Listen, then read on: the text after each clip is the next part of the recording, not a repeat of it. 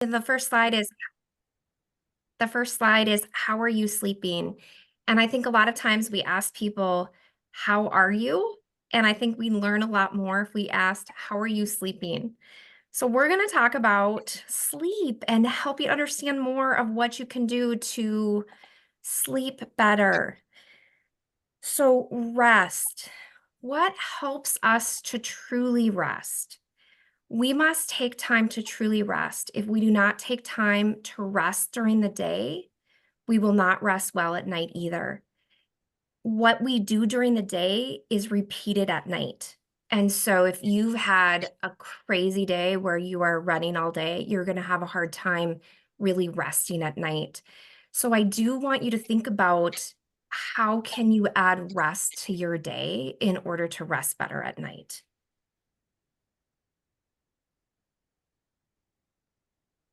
So why talk about sleep? Sleep is really the foundation of our physical health, our mental health, and our emotional health. It has a direct effect on happiness, alertness, attention, cognitive performance, learning and memory, physical performance, mood, resiliency, and in children, it's really important in vocabulary acquisition, in them developing more words. We can coach people into better sleep habits. We can all be coached into better sleep habits. And we also know that if you address sleep, when you address depression, there are better outcomes. So the urge to sleep is driven by two things: a prolonged state of wakefulness, which is this buildup of sleep pressure, and our 24-hour day and night rhythm. So we have this 24-hour rhythm. We are meant to be awake during the day and asleep at night. Animals, plants, and even bacteria possess circadian rhythms, which are regulated by the rise and fall of the sun. Light really is the most powerful driver of this day and night rhythm. I took a really great course on sleep and concussion recovery, and we really look at sleep as the #1 concussion recovery tool. And light is the most powerful thing that we can address to improve sleep. So I really want you to pay attention to your light environments. Light is like a drug in a way because it has potent effects on our brain and behavior. And when we're subjected to regular natural light cycles, we have more regular sleep patterns. Every biological process in your body is influenced by light.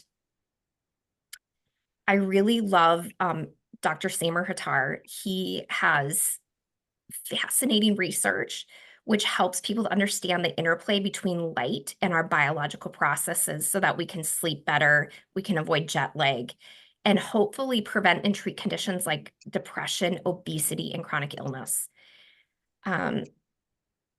I am amazed at just how important these natural rhythms are in our health. So Dr. Samer Hattar works as the chief of the section of light and circadian rhythms at the National Institute of Mental Health. And he said, sunlight is the most beautiful light. It's perfect. So we really want to sync our internal clocks to our external environment. This helps us to be relaxed, aligned, and synchronized. So one of the simplest ways to achieve more regular sleep patterns is to be more intentional with your exposure to sunlight. There are immediate benefits to our minds and bodies when we sync our internal clocks to our external environments. Everything synchronizes. Human physiology and sunlight. For thousands of years, humans relied on the sun. Our internal biological processes evolved and aligned to the natural 24-hour day and night cycles in our environment. This helps us to have a good working metabolism, have greater physical well-being. It improves brain function during the day, and it helps us to get better sleep at night. And the #1 thing that has really impacted our sleep is artificial light. Electricity is it's caused major shifts in our exposure to natural sunlight. We can work and play longer, but it's altered our circadian clocks and affected our biological processes and our sleeping patterns. So light exposure is our fundamental way in which our brain and body knows what's going on in the world. That alignment is our set point of when we're going to feel alert, when we're going to fall asleep, and when we're going to feel like exercising, when we're going to feel friendly, and when we're going to feel grumpy. It's all determined by light exposure. So this is one of my favorite pictures, which is really nerdy, but this is a picture of kind of what happens when we take in light. So you can see that eyeball is taking in sunlight, and the back of the eye, the retina, is the light sensing part of the eye. And that retina sends information to an area of the brain where you see that clock. It sends it to the suprachiasmatic nucleus. And the suprachiasmatic nucleus is the master clock of the brain. And in every single organ in our body, we have timekeeping cells that respond to that light information. So this is really how our brain knows it's time to be awake or asleep. It has to do with light. And so that light tells us to be awake, and an absence of light is telling those organs that it's time to be asleep. So our body works differently during the day than it does at night, which is why doing things like eating in the middle of the night or even eating after dark can be detrimental to us, because we're not aligned with what our body is supposed to be doing. And so, for example, people can have bigger blood sugar spikes at night than if they ate that same thing during the day. Sleep and our health. So this, I am really passionate about this. I was working in the hospital. I'm an occupational therapist, and I have worked in a variety of settings. Um, but I was working in the hospital, working with a gentleman in his 30s, and he was admitted with a mini stroke, and he had had very high blood pressure. It was his second time being admitted in a year with high blood pressure. And no one had talked to him about his sleep. And when I asked him about his sleep, it was so shocking. He and his wife worked opposite shifts. And when he got off from his night shift, he would sleep for 3 to 4 hours. And then he'd get up and take care of his toddler until his wife got home from work. And he would repeat that again the next day. So he did this day after day. And we had a really frank discussion about the importance of sleep and like, what resources do you have? What other options do you have? Because sleep really is so important for our body. The less that you sleep, the higher your blood pressure may go. People who sleep 6 hours or less may have steeper increases in blood pressure. If you already have high blood pressure, not sleeping well may make your blood pressure worse. That's from Francisco Lopez Jimenez. I'm probably not saying that correctly, at Mayo Clinic. Sleep really is so foundational, and we take it for granted. So sleep architecture, what does normal sleep look like? I like to talk about these two underlying things that are happening with our sleep. We have an underlying cortisol and an underlying melatonin rhythm, and they kind of look opposite if you look at the straight line, the cortisol line, and the dotted line, the melatonin line. So cortisol we commonly think of as a stress hormone. We know that when we are stressed, we release adrenaline, noradrenaline, and cortisol. And cortisol is what is damaging if it's elevated for prolonged periods of time. And so you can see here that we need cortisol. We need a normal cortisol rhythm. Cortisol is what pushes us to get out of bed in the morning.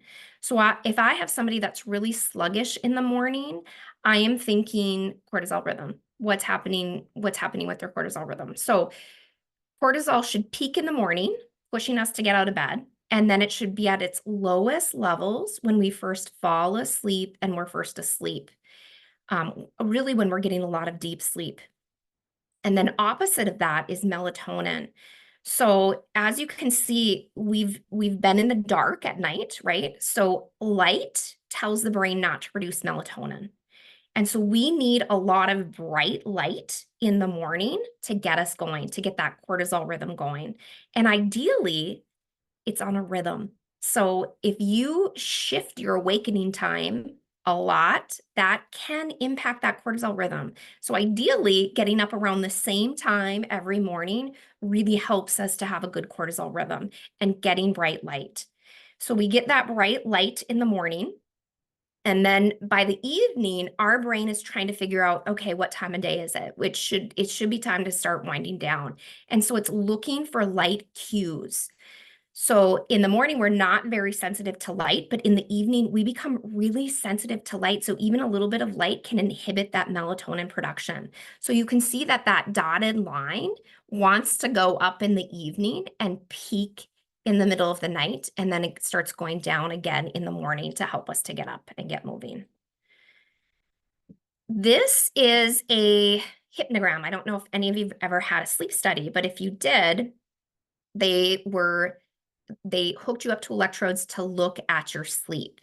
And they want to see, are you getting into all of your phases of sleep? So here you can see that light pink is awake, right? So this is on an 8-hour time frame. And then you see stage 1, deep sleep, stage 2, deep sleep, and stage 3, deep sleep. Stage 3, deep sleep is actually our most restful stage of sleep. It's typically when we encode information that we've learned during the day, we put it in the filing cabinet. And it's also when the brain washes itself. So you can kind of think of it as a time for brain shampoo. Oxygen and cerebral spinal fluid circulate through the brain and kind of wash away the junk from the day. And then you can also see REM sleep there. So REM sleep is that hot pink color. And you can see we don't have a lot of REM sleep, that first 4 hours of sleep, we just have a little bit, but that last 4 hours of sleep, we really start to get a lot more REM sleep. And REM sleep, I really think of it as giving us emotional cushion. And it also helps us to focus. It restores our eye movements for the upcoming day. So if I happen to not sleep well, if I've slept 6 hours a night, let's say, you can see at that 6-hour point, you're missing out on some big chunks of REM sleep. And I certainly give myself more grace on those days because you can just feel that functioning is different. I also have a few other tricks that we're going to talk about, but sleep is really important. A few other things that to think about with these phases of sleep. When people go to bed later than usual, so they've shifted their bedtime by a few hours, human growth hormone is released really early on in our sleep cycle. And so you miss out on kind of the bulk of that human growth hormone release, which is really important for tissue repair and healing. Just a lot happening when we're sleeping. This is a little bit more about those phases of sleep. And then this is a video, I will see if it'll play here, of that cerebral spinal fluid and oxygen flowing through the brain, cleaning the junk away. So during non-REM sleep, oxygen-rich blood, which is the red, flows out of the brain just before a wave of that cerebral spinal fluid rolls in, which it enters from the lower part of the fourth ventricle. And it really helps to clean harmful proteins out of the brain. So this is an Army artillery study, which I think is really interesting. They took an Army artillery unit and they sleep deprived them to look at their functioning. So at 7 hours of sleep, this unit was 98% effective with their job. At 6 hours of sleep, they were 50% effective. At 5 hours of sleep, they were 28% effective. And at 4 hours of sleep, they were 15% effective.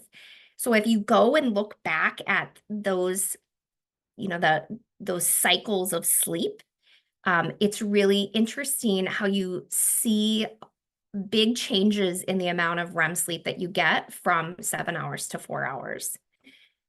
Sleep deprivation less than 6 hours a night results in a loss of alertness, more irritability, slower thinking, reaction times. It impacts athletic performance. Symptoms really similar to ADHD. There can be an increased suicide risk, impaired growth hormone, increased risk of obesity and type 2 diabetes, and impaired immune function. For women, there's a 30% increased risk of breast cancer and lower fertility rates, which is associative, it's not causative. And we also know that with less sleep, we tend to have more inflammation. So this is showing a little bit more about cortisol, what happens with cortisol and stress-related symptoms. So sleep deprivation is a physiological and a psychological stressor. What happens, you saw that rise in the morning of cortisol, and then it goes down in the evening. So when you see dampened morning cortisol, what it means is that it doesn't go up as high and it stays elevated in the evening. So it kind of becomes blunted instead of having that nice curve in the morning. There are increased afternoon and evening levels of cortisol, slower recovery of cortisol response, and a dysregulated secretion pattern. And just as I was talking about, that flattened release, which impairs our stress reactivity. Heightened cortisol lowers metabolism. It increases our blood pressure. It alters our immune response. It dysregulates digestion, reproduction, and growth processes. It impacts mood, motivation, and fear. It can cause headaches. It impacts memory and concentration impairment and contributes to neuroinflammation. So, how much sleep do we need?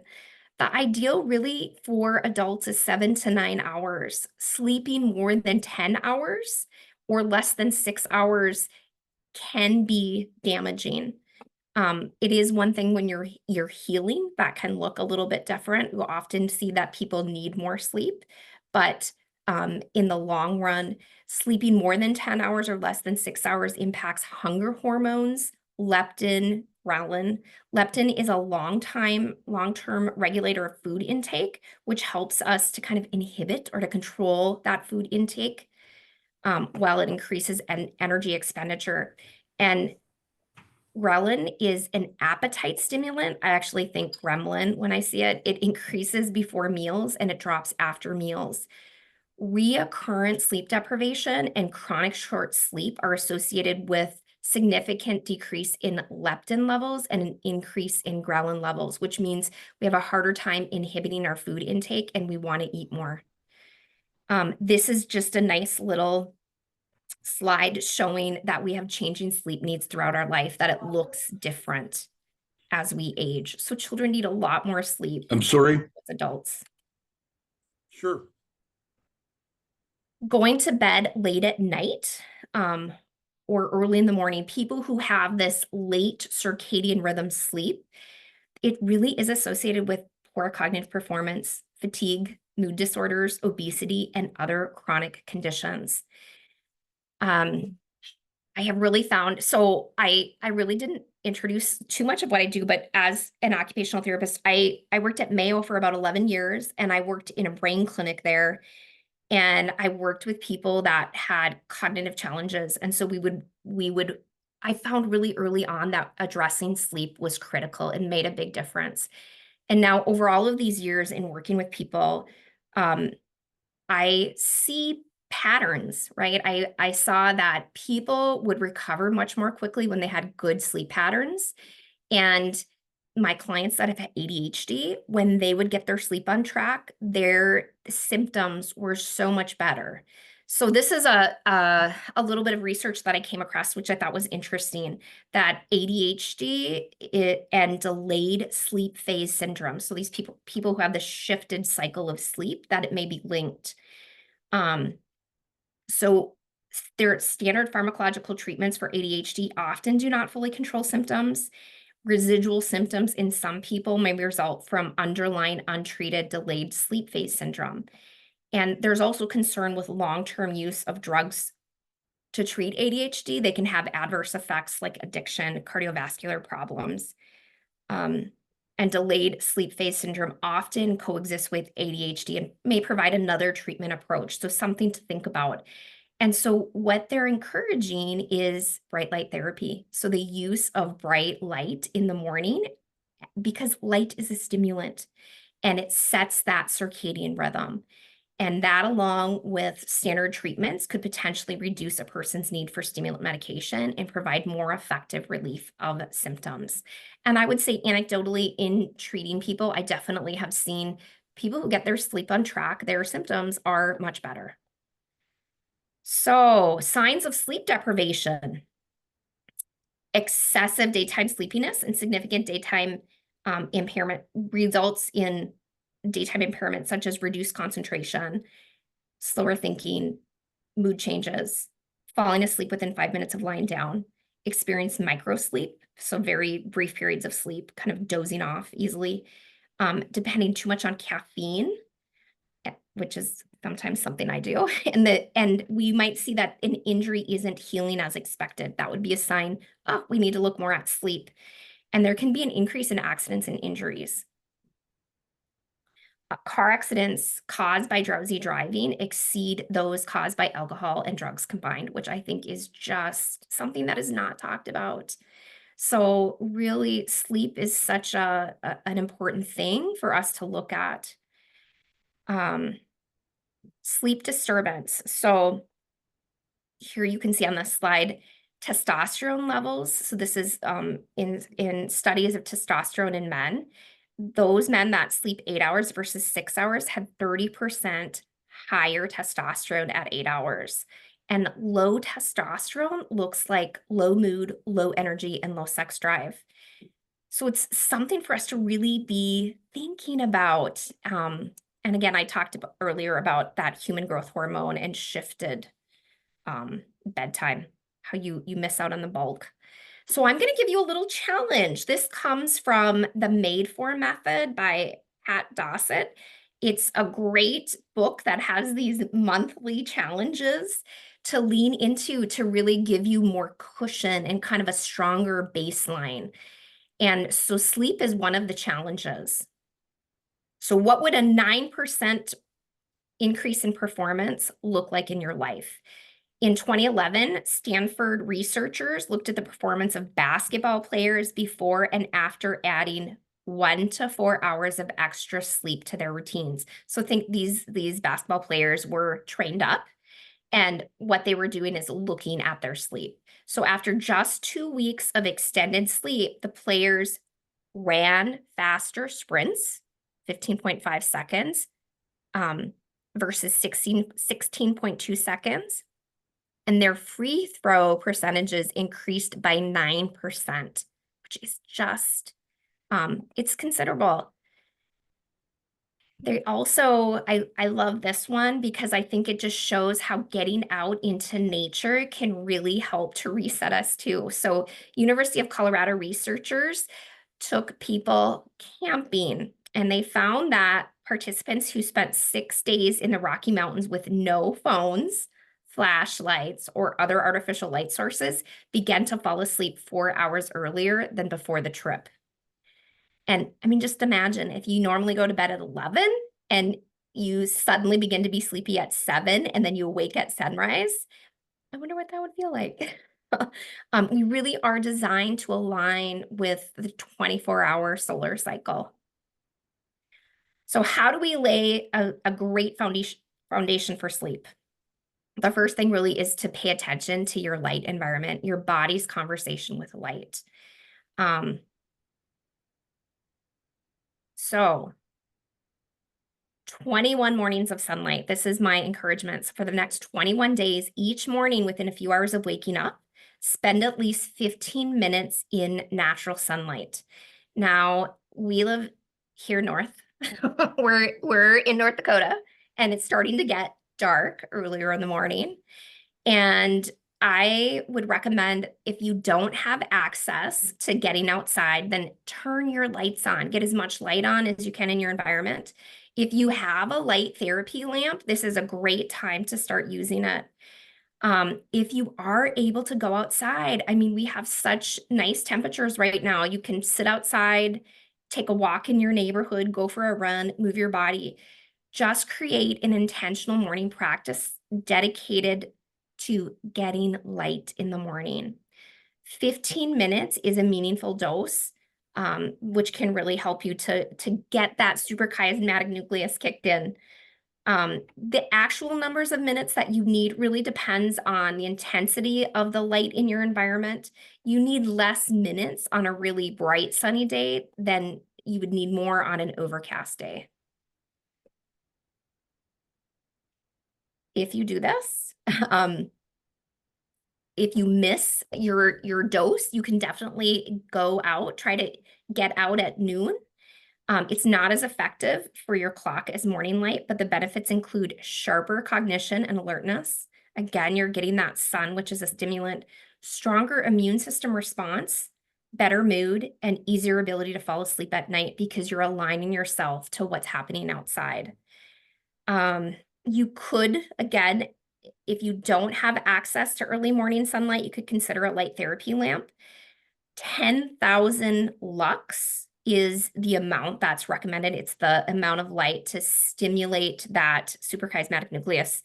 And there's a lot of different brands out there. Philips would be a recommended brand. There's lots of different ones. Happy Light is one that I found to be, has pretty good reviews, and it's a lot more affordable. Never look directly at the sun or any bright light. So that's a really important thing. If you decide to use a light therapy lamp, you never look directly at it. You set it at a 45-degree angle, so you have it within your field of vision, but you're not looking at it. 21 nights of rest. So then for the next 21 nights, I really want you to decrease your exposure as much as possible in those last few hours leading to sleep. I would say specifically the last 90 minutes before you go to sleep. Make sure all your phones, your tablets, and e-readers are out of sight and not in reach. If you read in bed, a paper book is best.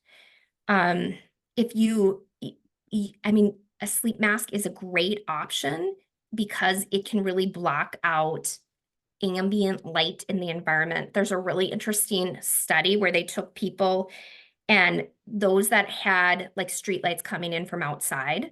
So they had ambient light in their environment. And then they had them take a cognitive test the next day. And then they had them in the exact same environment. And they had them wear an eye mask and take a cognitive test the next day. And they really felt like their performance was exactly the same. But they did better when they wore the eye mask. They got into those deeper phases of sleep. So it really, the more that we can get bright light during the day, get rid of light at night, it makes a big difference for how we function. Devices in bed, it may delay the onset of sleep in a couple of ways. The light from your devices, which is intense and close to your eyes, suppresses melatonin release in your brain, delaying sleep onset. Your mind needs to be relaxed, and scrolling through social media, catching up on emails, and scanning the day's headlines engages your brain in activities that have an alerting rather than a calming effect. I actually think about devices as alerting nervous system devices. Anything that you are looking at with a screen, it requires more visual convergence. So kind of your eyes coming together to see that object, which increases kind of the stress response. And so those things are going to keep you more awake, more alert, and we do so much better when we lean into calming things in the evening, really preparing ourselves for rest. There was a study at Brigham and Women's Hospital, and they found that when test subjects went to bed with an iPad instead of a printed book, they produced 55% less melatonin, and they needed an extra 10 minutes to fall asleep. It doesn't sound like a lot, but it is a sleep deficit that adds up over time. 71% of people go to sleep with their phones, and 40% of people spend the night with a light or TV on. So the bottom line, devices are light sources and stimuli that can interfere with sleep, and not just at the onset of bedtime. Have you woken up in the middle of the night and checked your phone and started stressing because it's 3 a.m. and you're worried about falling back asleep? You've compounded the problem. Looking at your phone after an extended period of darkness tells your brain, light detected, stop releasing melatonin, wake up. So you're essentially jet lagging yourself. Even if you fall back asleep, your system was jolted, and you're not gonna, you may not feel it the next day, but the next night and the one after that, you're gonna have sleep issues. So you're kind of setting a clock, like wake up at this time. And I think that's another really important thing. I've actually learned that they think that if you view light between 11 p.m. and 4 a.m., that you can turn on a depression pathway. And you do that because you're kicking in cortisol in the middle of the night, which blunts that cortisol rhythm during the day. So something to really to think about how we're getting this light in our lives. A note about melatonin. Melatonin is a powerful hormone that suppresses puberty and reproduction. Really talk to your doctor. It often isn't recommended except on occasion and at very low doses. Natural melatonin doesn't put you to sleep. Rather, it tells your brain it's dark now, time to get ready to sleep. If your eyes are still detecting light, the release of this sleep alerting chemical is delayed. So, the other thing that is really helpful for us when we're trying to build any sort of habit is to do a little bit of journaling. So, if you have a journal or you just have a notebook, I'm going to encourage you to take it out over the next 3 weeks and just pay attention to the number of minutes of sunlight that you got in the morning. Any insights on how your morning and your evening practices are affecting you. If you write down even a little bit about what you're noticing, you are so much more likely to change habits related to whatever you're writing down. You can do that journaling at whatever time it's best for you. An evening practice really can clear the mental deck so you can avoid a spiral of negative default mode thinking. I do find, if I have people that really they have a hard time winding down in the evening, getting it out of their head, really writing things down can be a great release. Evening journaling helps you to get the most leverage from sleep because it's not only a powerful recharging process, sleep is when the positive brain changes happen. Okay, so these are those main things. 21 mornings trying to get some sun. If you don't have access, get as much bright light as you can. And if you can get outside and get some sun, do that during the day. Really try to reset at night to quiet things down, to dim the lights. I want you to think bright overhead lights mimic the noonday sun. Lamps on low are so much better. I do think that candlelight and maybe moonlight are the only things that don't interfere with circadian rhythm. I'm here in Fargo, and if you look outside at night, we have a huge glow above the city coming from all the ambient light. So you're getting a lot more light when you go outside than just the moonlight shining. And then I want you to take 21 days and try to reflect on this, journal even a little bit about what's happening with sunlight and with your rest. Rest gives us mental sharpness, emotional balance. It enhances performance, and it gives us a healthier brain and body. Rest is when the key fits into the lock and opens the door to a whole new way of thinking and being. Prioritizing this challenge and giving yourself the gift of rest and recovery. You are giving yourself the gift of rest and recovery. So I'm going to encourage that. So here are some tips for healthy sleep. You really don't have to change everything all at once, just small steps. Progress, not perfection. Most people don't sleep well 100% of the time, and having unrealistic expectations leads to more anxiety. The goal here is just it's improvement. Give yourself grace on the nights that you don't have great sleep. And maybe some of this knowledge that you've gotten today just gives you a little bit more freedom to take breaks, to adjust your expectations. Um, maybe progressing towards improved sleep 5 of 7 nights if you started out with 2 of 7 nights. So just kind of incremental change. So a few things to think about. Can I fall asleep within 5 to 20 minutes of going to bed? Can I stay asleep? If I wake up during the night, why? Do you need to go to the bathroom? Are you thinking about things? Are you anxious? Do I sleep deeply? Does the time I spend in bed match the actual sleep that I get? Do I have a good rhythm to going to bed and to waking up? Do I feel refreshed and rested in the morning? So this is a managing sleep handout that I use with my clients. And I actually have my email address. You'll see that come up here. And you are welcome to email me and I'll send this to you. So these are a few just quick main things to focus on.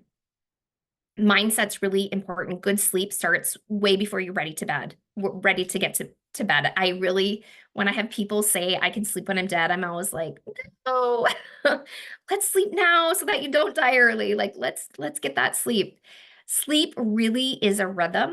And the more that you have a good rhythm within about a half an hour of going to bed and waking up, people sleep so much better. So really trying to find that rhythm, including on the weekends. You really want your bed to be a place of rest. You don't want it to be, ideally, no screens in your bedroom, especially not when you're laying in bed. Don't just lie there. If you wake up and you can't get back to sleep after 15 to 20 minutes, get out of bed and do something calming until you're drowsy. Resist the urge to grab your phone while you try to get back to sleep. Consider trying non-sleep deep rest on YouTube. I really love non-sleep deep rest. It's a liminal state. I think of it as a focus on breathing and like a body scan. And they have the short ones. There's like 10-minute non-sleep deep rest, 15-minute, 20-minute. I will use this if I've had poor sleep. I will use this at my lunch hour. I'll do like a 10-minute non-sleep deep rest and I have energy for the afternoon. It just puts more in the gas tank for me. I found it to be a nice tool. I also will use it if I wake up in the middle of the night and I'm having a hard time falling back asleep. I do have it on my phone, so I will press it and put my phone upside down to listen to it. And I have found it to be really helpful. Most people don't sleep well 100% of the time, right? So we're really just, again, focusing on improvement. Light is the most powerful thing that we can address to help our sleep, get a lot of light in the morning. And then at night, if you can view the sun setting in the evening, it helps your brain to tune into time of day. And it can be protective against screens at night. So it gives you a little bit more cushion if you want to watch Netflix in the evening. Set a curfew for stimulants and depressants. Caffeine has a half-life of I've seen 8 to 10 hours. And so if you're pretty sensitive to caffeine, I want you to kind of think about more of that 10-hour time frame. I have a lot of people that will say, oh, it doesn't impact me, but it's still a stimulant. And so it is impacting your sleep architecture, those phases of sleep. It will make it harder to get into those deeper phases of sleep. So you want to try to cut off caffeine 8 hours before bed. So if you're going to bed at 10, you want to be done by around 2 for some of us who are more sensitive about around noon. Nicotine's half-life is 2 hours. So I really encourage my smokers not to smoke within 2 hours of bed. Alcohol is a depressant, but it really impacts our sleep in a number of ways. So trying to stop drinking 4 hours before bed. Exercise can improve sleep. Vigorous exercise within an hour of bed, it actually raises our core body temperature and it makes it harder for us to fall asleep. So it's best not to exercise close to bed if you have any type of insomnia. Don't nap. This can interfere.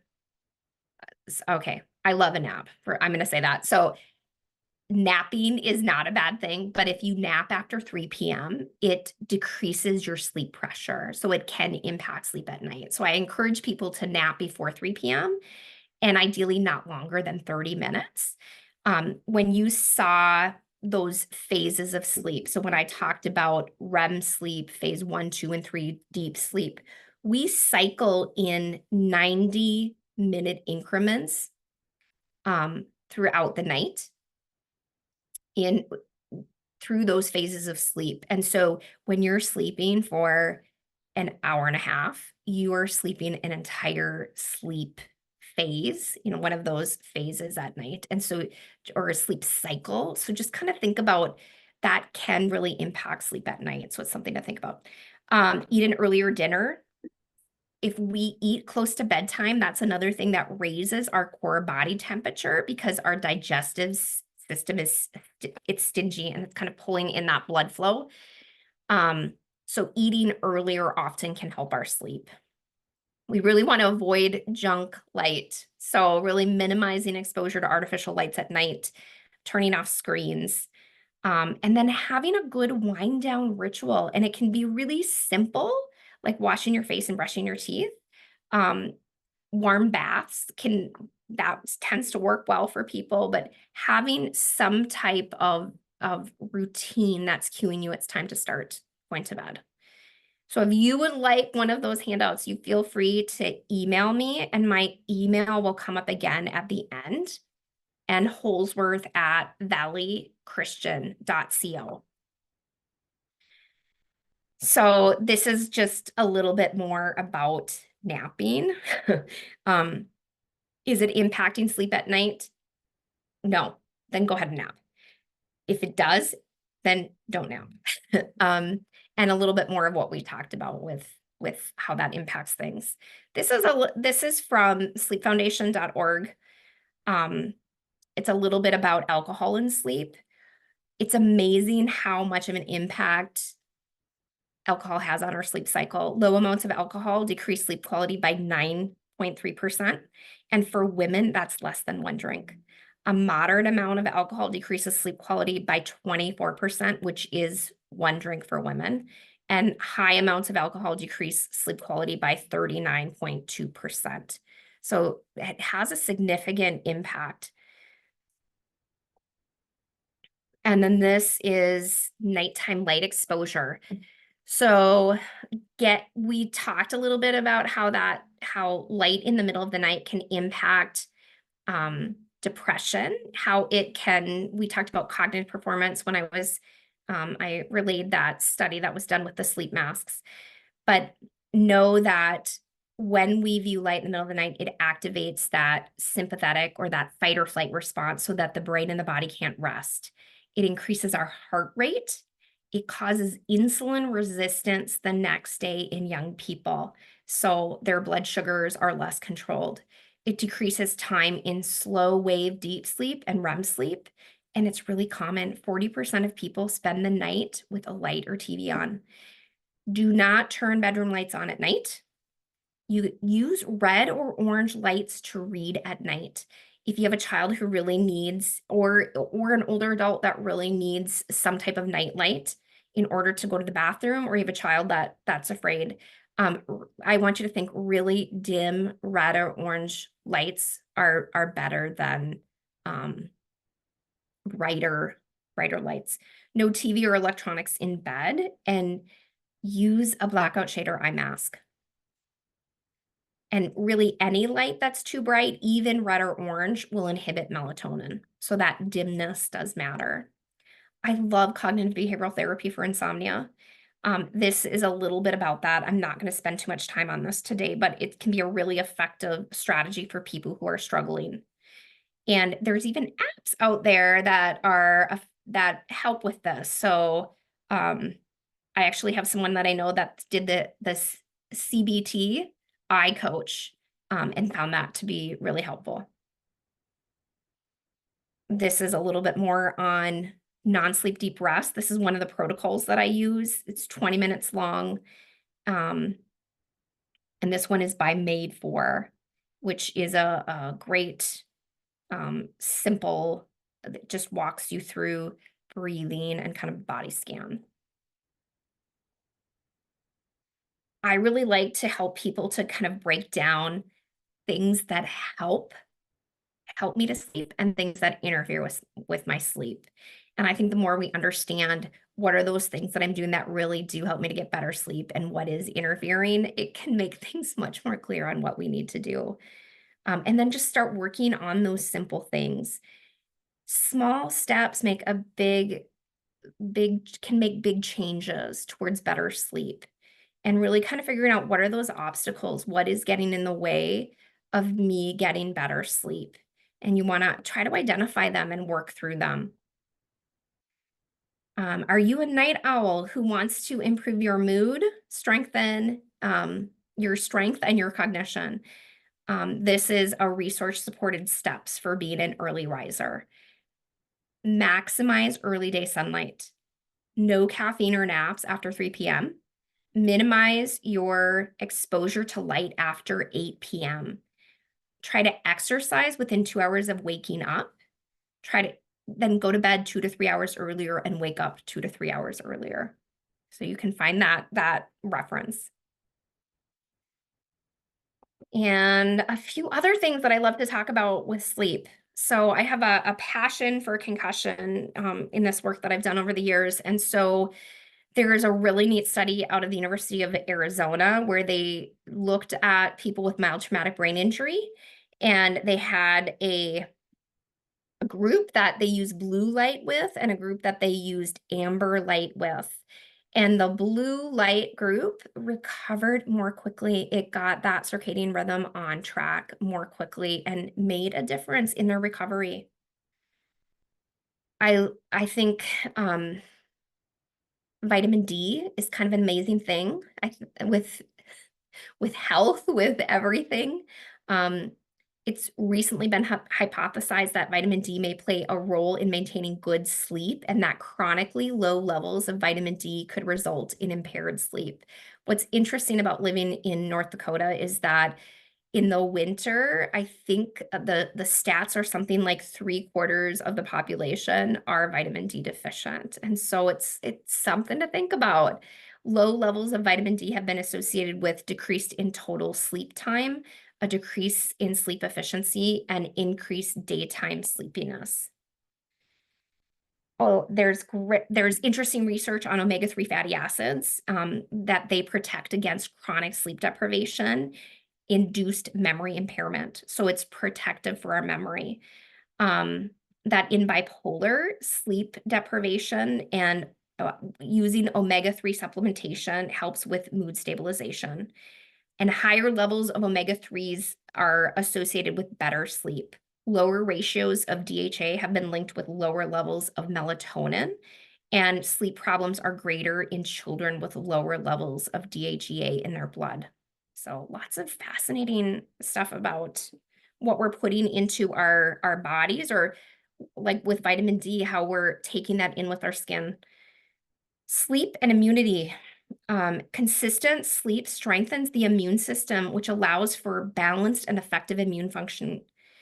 A lack of sleep, on the other hand, can throw off the immune system. There's evidence that indicates that in both short and long-term, sleep deprivation can make you sick. There are two main categories of immunity that improves through sleep. The first one is innate immunity, which is a broad type of protection with several layers of defense. And then we have an adaptive immunity, which is our acquired immunity, and it includes defenses that you develop over time that are targeted to specific threats. Sleep strengthens immune memory, so the immune system's ability to remember how to recognize and react to dangerous antigens. Melatonin is a sleep-promoting hormone that is produced at night and is adept at counteracting the stress that can come from inflammation during sleep.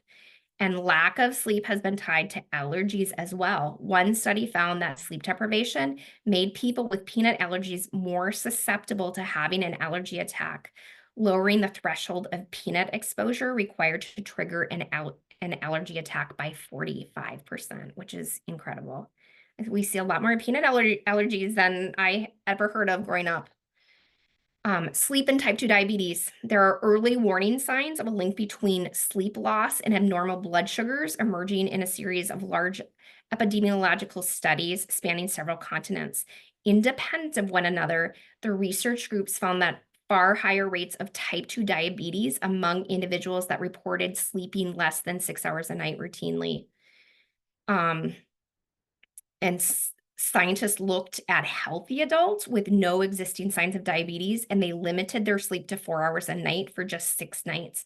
By the end of that week, these participants were 40% less effective at absorbing a standard dose of glucose compared to when they were fully rested.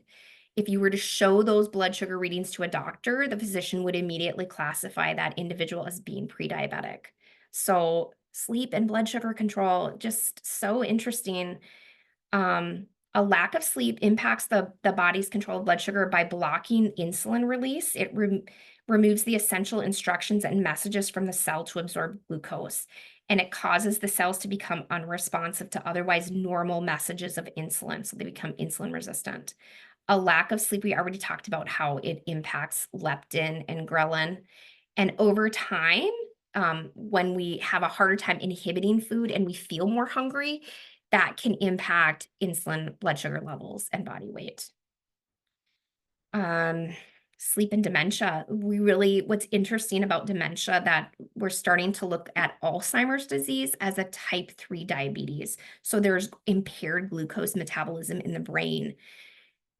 This is a 30-year study compared, it compared people getting 7 hours of sleep in Britain, and it showed that people in their 50s and 60s who got 6 hours of sleep or less had a 30% increased risk of developing dementia later in life. I have some typos there.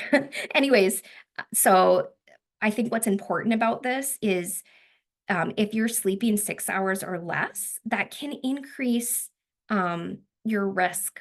And so just, moving from 6 to 7 hours, that really can be protective for the brain long term. I love Andrew Huberman. He has a podcast called the Huberman Lab podcast, where he talks about science-based tools. He tries to give science-based tools to people for free and has people talk. One of my favorite ones is with Dr. Samer Hattar, using light to control brain states. So this is a little bit more coming from Dr. Huberman, and on mastering your sleep and tools for winter, which I think we all need. So his recommendations were light therapy lamp. You can use a ring light. That's a kind of a cheap way that some people may have. Or even a drawing table or a tracing light pad can give that amount of bright light. There's research on a lamp by Spurdy that it increases vitamin D. And I really love sleepfoundation.org. So if you have questions on sleep, go to sleepfoundation.org, and it's just a great resource. It has some things on seasonal affective disorder, sleep tips to beat the winter blues. Those would be some good additional reading. This is a great TED Talk, which we're not going to watch today, but another reference that might be interesting to you about the effects of sleep deprivation. And this is a little bit more of my sources, how I came up with this talk. And then questions. We have time for questions. So let me see. Let's see. There's a couple questions, comments in the chat. I've struggled with getting enough sleep in my life for years at this point. I'm wondering if you can email this PowerPoint. I would love to email you the PowerPoint. And then, oh, sorry, go ahead. No, I think the big thing is just to start looking at what's happening with light. Just start with that. And then, there's a lot of things that can impact sleep. And so I think looking at those patterns and trying to see how you can adjust things. But I would love to give you any resources that might help. I also, when in my practice, so I'm here with Valley Christian. I work at Valley Christian Counseling. I also work at Essentia. I'm there on Monday, Wednesday, Friday, and I We have sleep medicine, which is another resource where they'll do hypnograms. They look at people's sleep, what's happening, where are things breaking down.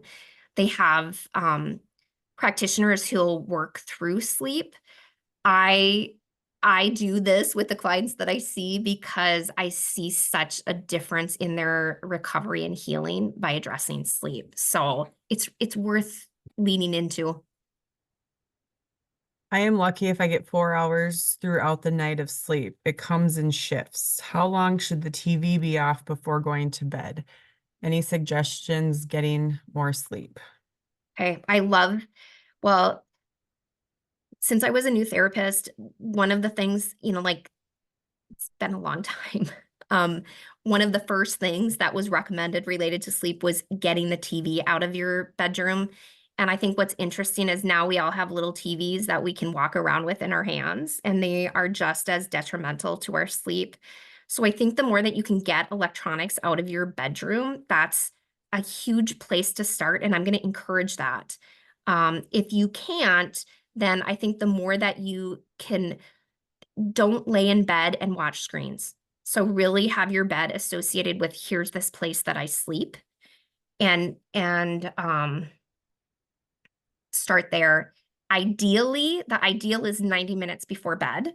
I find benefit with, if I have clients that 90 minutes is not feasible yet for them, I like to even start at 30 minutes, and I see benefit from 30 minutes, and then we try to increase to 60 minutes. And so even that hour before bed can make a big difference with your sleep. We are meant to be in the dark at night, and just look at what's happening outside, right? It gets dark, and we're not giving ourselves that. We have so much artificial light in our environment. I need all the advice I can get to. I've been seriously struggling. Oh my gosh, I can't talk today. I usually only get about 4 to 5 hours, and last night I only got 2. Okay. So the same things that I've been saying. I'm also, I want you to check out non-sleep deep rest and try to do that. If you wake up in the morning and you just feel really sluggish, I try to do a non-sleep deep rest just to put a little bit more gas in the tank and see if that helps you to feel better.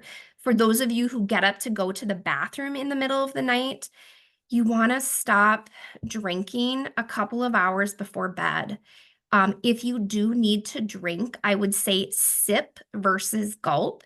Gulping stimulates the need to urinate, but sipping doesn't stimulate it in the same way. So, kind of cutting back on liquids. I also have found that carbonated beverages tend to irritate the bladder more for some people.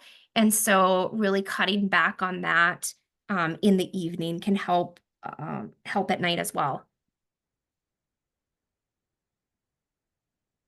And that is it for questions and comments. I believe Nicole or Nikki, you did email the PowerPoint to me, correct? Yeah, I sure did. Yep. So the PowerPoint will come out with the survey that you will receive from Stacy here after the presentation. Okay.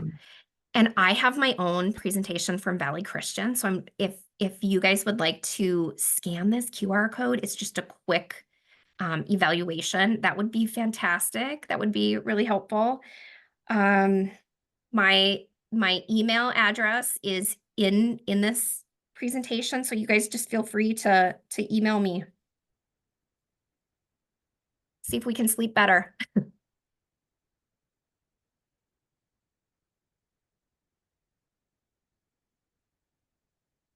All right. Well, thank you so much for this information. It was amazing. I'm probably going to go back and watch this again. Right.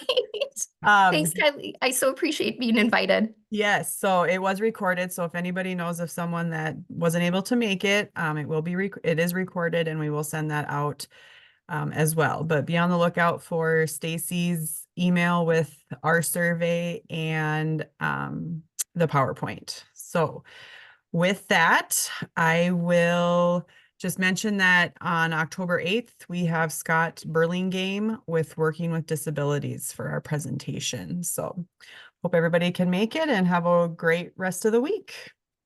Thank you, Nikki. Thank you. Talk to you soon. Yep, sounds good.